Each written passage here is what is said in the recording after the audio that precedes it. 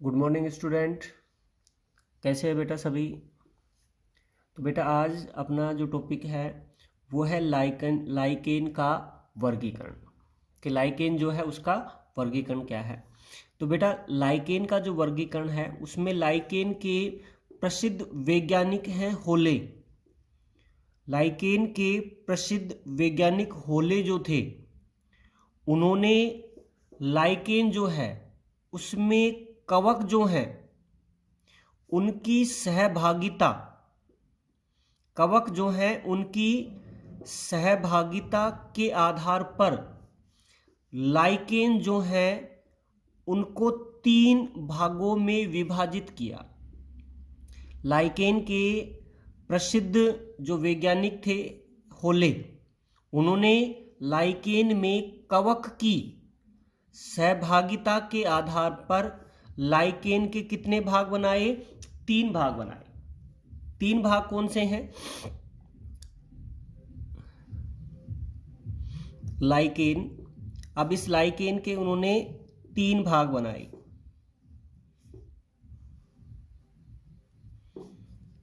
होले ने लाइकेन जो है उसके 3 भाग बनाए। किसके आधार पर? कवक जो है उनकी सहभागिता के आधार पर। ठीक है बेटा। एक है एस्कोलाइकेन, एस्कोलाइकेन। दूसरी है बेसिडियो, बेसिडियो लाइकेन। और तीसरी है ड्यूटेरो लाइकेन। ये 3 प्रकार जो लाइकेन के बताए होले ने, एस्कोलाइकेन, बेसिडियोलाइकेन और ड्यूटेरोलाइकेन। देखिए बेटा नाम से ही पता लग रहा है कि इनमें कवक कौन कौन सी है। भाई एस्कोलाइकेन जो है इसमें कौन सी कवक मिलती है? एस्कोमाइसिटीज वर्ग जो है उसकी कवक मिलेगी। इसमें कौन सी कवक मिलेगी? बेसिडियो, बेसिडियो माइसिटीज वर्ग की कवक इसमें सहभागिता में होती है।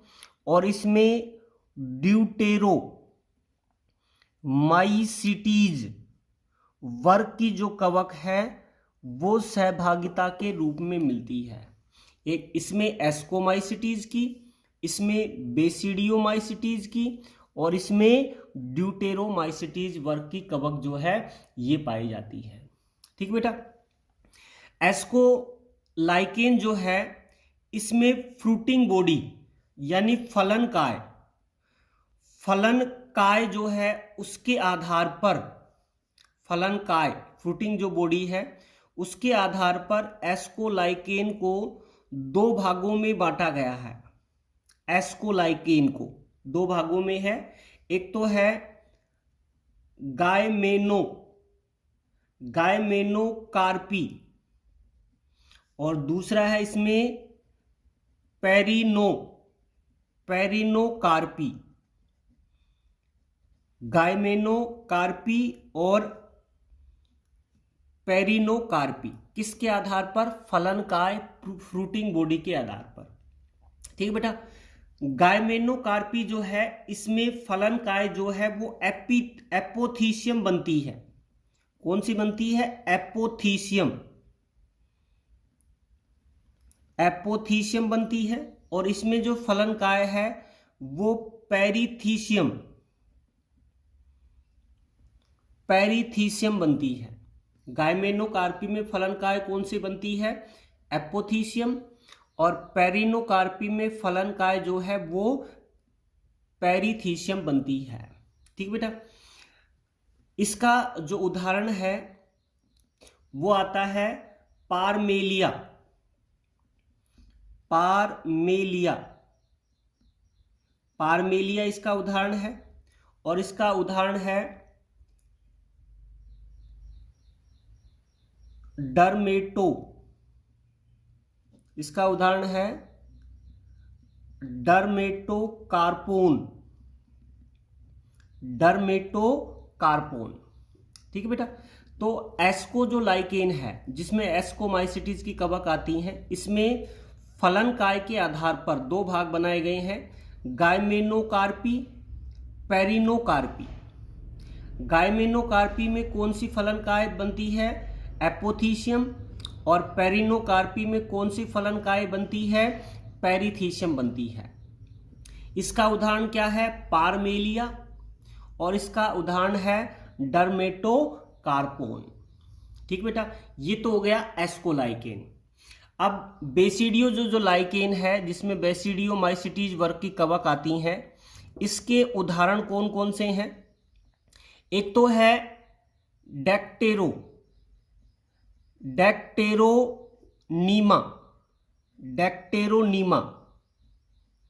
डेक्टेरोनीमा, और दूसरा उदाहरण है रेफिडोनीमा।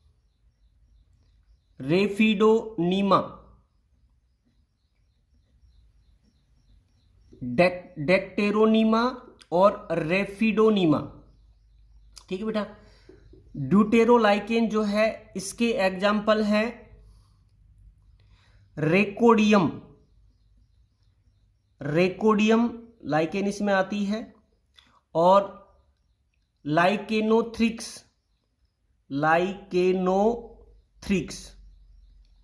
ये इसमें आती है। ठीक है बेटा, ये है लाइकेन का संपूर्ण वर्गीकरण।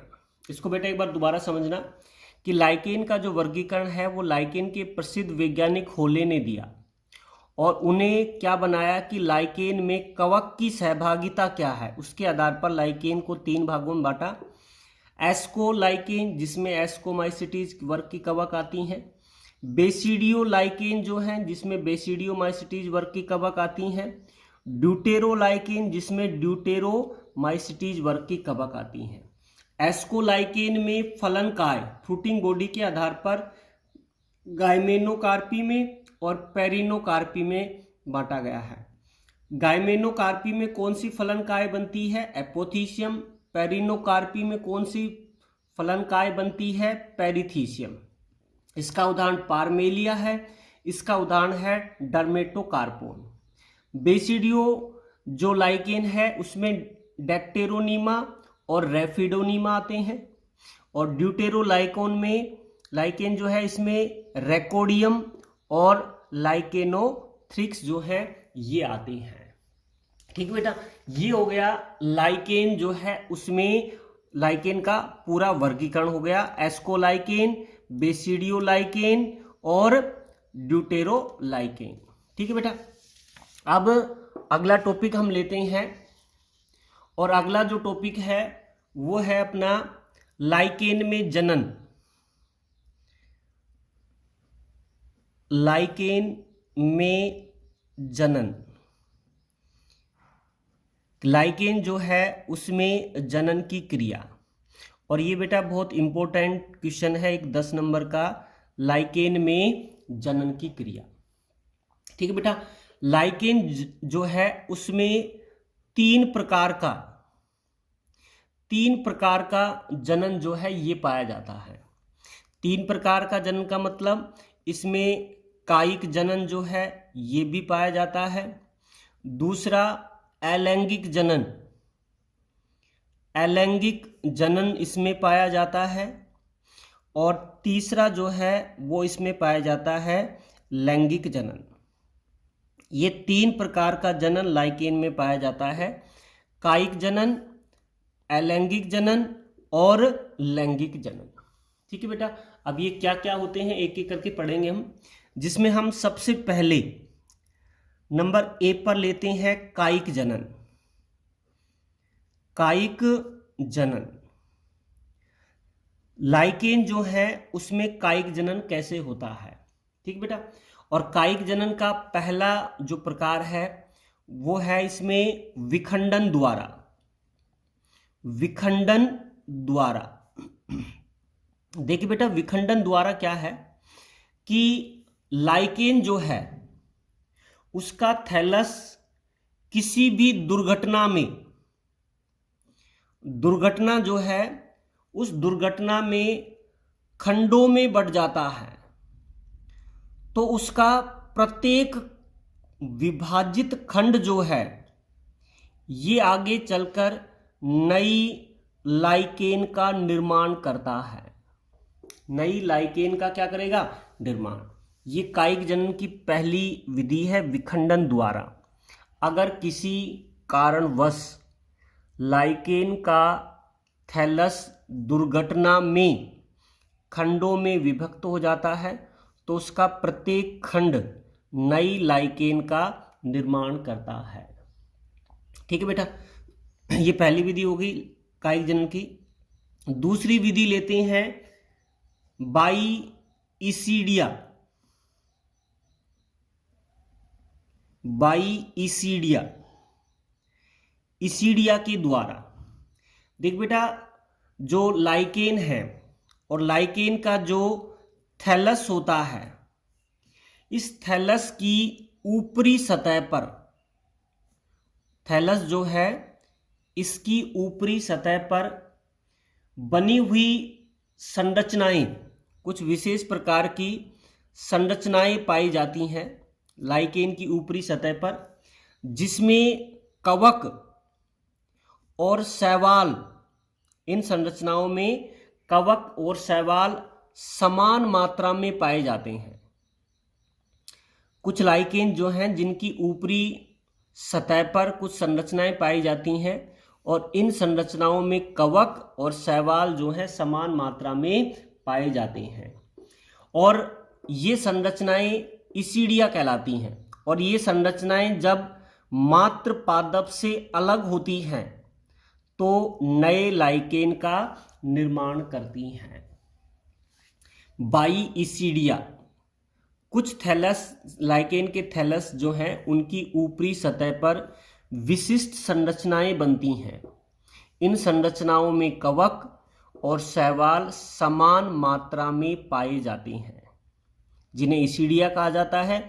और ये ईसीडिया जब मात्र लाइकेन से अलग होते हैं तो नई लाइकेन का निर्माण करते हैं। ये हो गया बाईईसीडिया के द्वारा। तीसरा जो अलैंगिक निकायिक जनन जो है उसका प्रकार है बाईसोरिडिया। सोरिडिया, बाईसोरिडिया। बाईसोरिडिया क्या है कि ये लाइकेन का जो थैलस है उस थैलस पर पाउडर के समान, पढ़ा था ये पहले, पाउडर के समान संरचनाएं होती हैं जो बाह्य त्वचा के नीचे बनती हैं। बाह्य त्वचा जो है उसके नीचे बनती हैं ये। सोरिडिया लाइकेन के थैलस में पाउडर के समान संरचनाएं होती हैं जो बाह्य त्वचा के नीचे बनती हैं। ठीक है, जब बाह्य त्वचा फटती है, बाह्य त्वचा जो है उसके फटने पर ये विमुक्त हो जाती हैं। ये क्या हो जाते हैं? पाउडर समान संरचनाएं क्या हो जाती हैं? विमुक्त हो जाती हैं, प्रकीर्णित हो जाती हैं, और किसी भी आधार पर ये गिरकर नई लाइकेन जो है उसका निर्माण करती हैं। सोरिडिया जो पाउडर के समान संरचनाएं हैं बाह्य त्वचा के नीचे पाई जाती हैं। जब बाह्य त्वचा फटती है तो ये विमुक्त हो जाते हैं, इनका प्रकीर्णन होता है और किसी भी आधार से ये चिपककर नई लाइकेन का निर्माण करते हैं। ठीक है बेटा, तो ये हो गया जो लाइकेन है उसमें कायिक जनन 3 प्रकार का हो गया। एक तो विखंडन के द्वारा हो गया, दूसरा ईसीडिया के द्वारा, और तीसरा सोरिडिया जो है उसके द्वारा कायिक जनन। ठीक बेटा, तो कायिक जनन पूरा हो गया। अब नंबर 2 पर, बी पर लेते हैं अलैंगिक जनन। अलैंगिक जनन, कायिक जनन अपना पूरा हो गया। अब दूसरा आता है लाइकेन में अलैंगिक जनन। देख बेटा, लाइकेन जो है उस लाइकेन में कवकांश यानी कवक का जो अंश है उसमें बीजाणुओं के द्वारा बीजाणु जो है उनके द्वारा अलैंगिक जनन होता है, अलैंगिक जनन होता है। और वो किस में होता है? कवकांश में। भाई लाइकेन में शैवालांश और कवकांश दोनों होते हैं, शैवाल के भी अंश होते हैं और कवक के भी अंश होते हैं। तो कवकांश जो है उसमें अलैंगिक जो जनन होता है वो किसके द्वारा होता है? बीजाणुओं के द्वारा होता है। और दो प्रकार के बीजाणु बनते हैं इसमें। बीजाणु जो बनते हैं वो कितने प्रकार के हैं? दो प्रकार के बीजाणु बनते हैं, जिसमें हम पहला प्रकार का बीजाणु लेते हैं वो है आइडियो स्पोर।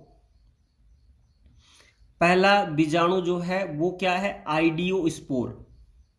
देख बेटा, आइडियो स्पोर क्या है कि कभी कभी जो कवकांश जो होता है, कवकांश के टुकड़े हो जाते हैं। और कवकांश के जो टुकड़े हो जाते हैं तो इन टुकड़ों से विशेष प्रकार के बीजाणु बनते हैं जिन्हें आइडियो स्पोर कहा जाता है। लाइकेन में जो कवकांश है वो किसी कारण टुकड़ों में विभाजित हो जाता है और इसके जो छोटे छोटे जो टुकड़े हैं वो आइडियो स्पोर कहलाते हैं। क्या कहलाएंगे? आइडियो स्पोर कहलाते हैं। ठीक है। और ये आइडियो स्पोर जो है ये अंकुरित होकर, ये बाद में क्या हो जाते हैं? अंकुरित हो जाते हैं और अंकुरित होकर नया कवक सूत्र बनाते हैं। पहले कवक सूत्र बनेगा, नया कवक सूत्र बनाते हैं और ये नया कवक सूत्र किसी भी उचित शैवाल जो है उससे संपर्क में आने पर लाइकेन का निर्माण करता है। अब ये जो कवक सूत्र है ये एक उचित लाइकेन से संयोजित हो जाएगा और नए लाइकेन के थैलस का निर्माण करता है। तो ये पहला अलैंगिक जनन में पहला बीजाणु है आइडियो स्पोर कि लाइकेन जो है उसमें कवकांश किसी कारण टुकड़ों में विभाजित हो जाता है। ये छोटे छोटे जो टुकड़े हैं ये आइडियोस्पोर कहलाएंगे और ये आइडियोस्पोर अंकुरित होते हैं।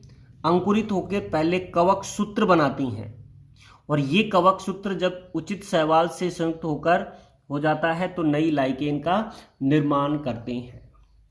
ठीक है बेटा, तो ये हो गया आइडियो स्पोर के द्वारा अलैंगिक जनन लाइकेन में। ठीक है बेटा, अब दूसरा बीजाणु लेते हैं वो है पिकनीडियो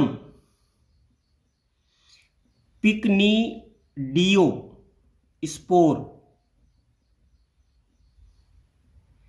पिकनीडियो स्पोर, पहला आइडियो स्पोर था, दूसरा क्या है? पिकनीडियो स्पोर।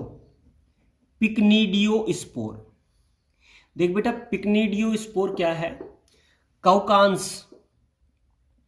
कवकांश जो होता है उसमें अलैंगिक जनन के दौरान जो है पिकनीडियो स्पोर का निर्माण होता है। ठीक है। समानतया एस्कोलाइकेन जो है जिसमें कवक एस्कोमाइसिटीज वर्ग के होते हैं, तो एस्को जो लाइकेन है उस वर्ग के सदस्य जो हैं उनके थैलस जो है उसकी ऊपरी सतह जो होती है उस पर एक फ्लास्क नुमा संरचना का निर्माण होता है और ये फ्लास्क नुमा जो संरचना है ये पिकनीडियम कहलाती है। ये क्या कहलाती है? पिकनीडियम कहलाती है। एस्कोलाइकेन वे लाइकेन हैं जिनमें कवक एस्कोमाइसिटीज के होते हैं। इनके थैलस की ऊपरी सतह पर क्या बनती है बेटा? फ्लास्क नुमा संरचना बनती है जो क्या कहलाती है? पिकनीडियम कहलाती है। ठीक है। पिकनीडियम की ऊपरी जो सतह होती है, पिकनीडियम की जो ऊपरी सतह पर एक छिद्र होता है और वो छिद्र जो है वो कहलाता है ओस्टियल। ओस्टियल कहलाता है। ओस्टियल क्या है? जो पिक्नीडियम यानी फ्लास्क नुमा जो संरचना है उसका जो ऊपरी भाग पर जो छिद्र है वो ओस्टियल कहलाता है। ठीक है बेटा। और पिक्नीडियम की जो आंतरिक सतह होती है, आंतरिक सतह, भाई ऊपरी सतह पर तो क्या उपस्थित है? छिद्र उपस्थित है जिसे ओस्टियल नाम दिया गया है। और आंतरिक सतह जो है, इस आंतरिक सतह पर कवक सूत्र, कवक सूत्र जो होते हैं, ये कवक सूत्र जो है पिक्नीडियल, पिक्नीडियल फिलामेंट,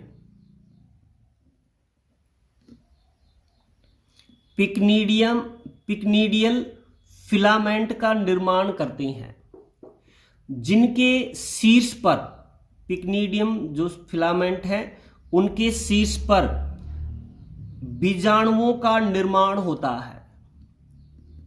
क्या बनते हैं? बीजाणुओं का निर्माण होता है। और इन बीजाणुओं को पिक्नीडियोस्पोर कहा जाता है। ये बीजाणु क्या कहलाते हैं? पिक्नीडियोस्पोर कहलाते हैं। उसके बाद इन बीजाणुओं का जब प्रकीर्णन होता है, प्रकीर्णन होता है, एक स्थान से दूसरे स्थान पर जब जाते हैं प्रकीर्णन होता है, तो ये बीजाणु अंकुरित होते हैं और अंकुरित होकर नया कवक सूत्र बनाते हैं। क्या बनाएंगे? कवक सूत्र। और ये कवक सूत्र उचित शैवाल से संयोजित होकर नए लाइकेन जो है उसका निर्माण करता है। क्या बनाता है? नई लाइकेन जो है उसका निर्माण करता है। ठीक है बेटा। ये है पिक्नीडियोस्पोर के द्वारा अलैंगिक जनन। बेटा इसको दोबारा समझना कि समानतया एस्कोलाइकेन, एस्कोलाइकेन क्या होती हैं? जिसमें कवक कौन से वर्ग का होता है? एस्कोमाइसिटीज के। उसकी थैलस की ऊपरी सतह पर एक फ्लास्क नुमा संरचना बनती है और ये फ्लास्क नुमा संरचना पिक्नीडियम कहलाती है। क्या कहलाती है? पिक्नीडियम। पिक्नीडियम के शीर्ष पर या ऊपरी भाग पर जो छिद्र है ये ओस्टियल कहलाता है। और उसकी आंतरिक सतह पर जो कवक तंतु हैं, ये कवक तंतु पिक्नीडियल फिलामेंट बनाती हैं, पिक्नीडियल तंतु बनाते हैं। और इन पिक्नीडियल तंतु के शीर्ष पर बीजाणु बनती हैं और ये बीजाणु क्या कहलाएंगे? पिक्नीडियोस्पोर कहलाते हैं। पिक्नीडियोस्पोर का प्रकीर्णन होगा, फैलाव होगा और किसी भी आधार से ये चिपककर अंकुरित होंगे और अंकुरित होकर पहले तो क्या बनाएंगे? कवक सूत्र बनाएंगे। और कवक सूत्र अब किसी भी उचित शैवाल से जब जुड़ेगा तो क्या बनाएगा? लाइकेन का निर्माण करता है। ठीक है बेटा। तो ये है लाइकेन में कायिक जनन और अलैंगिक जनन। कायिक जनन भी अपना पूरा होगा और कायिक जनन किसके द्वारा होगा? विखंडन के द्वारा, इसीडिया के द्वारा, सोरिडिया के द्वारा।